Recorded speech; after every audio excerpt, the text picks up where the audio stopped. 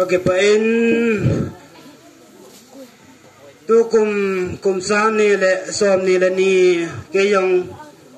katiabe setan tu seidan la za dan jong kayat lo ding hin kakipain hubung mi te ho kum sang ni le som ni ni ning kumbula kona pathinin hubung mi te ta sa kina na ke bauna thina manna damwa ve si na tampi na tu no cha tu ni kho a ke man kum loi ka hi to thana na gen the naw na sat naw ko sung liang sung kina ke bau na bol no ho zo si kapu mang ding ai tai ki yong ka te tan na kom wa jong so thei kai pon ije in kanunga hongding kum tha hin kum sang tha ho ki pa le lung mo nga ta sa dam le bi na ta salama jong dam the na nei wa chu tiang le daga hin kho a jong ki pum kha ta a lung khat le ta kha na pan na la khom na di wa aman jong kum tha pu in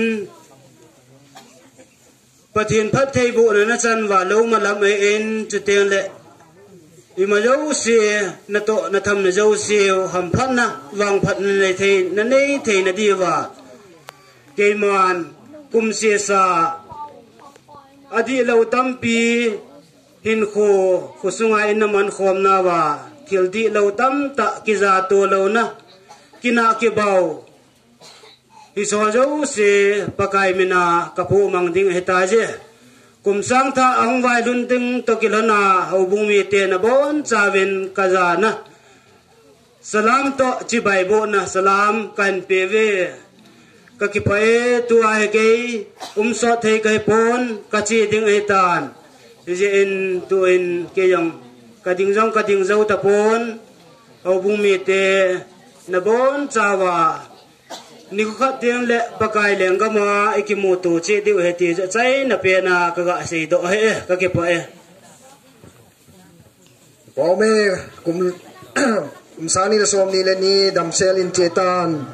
o ki para Christmas ibon chan ding kilo tin tha na kum le tha na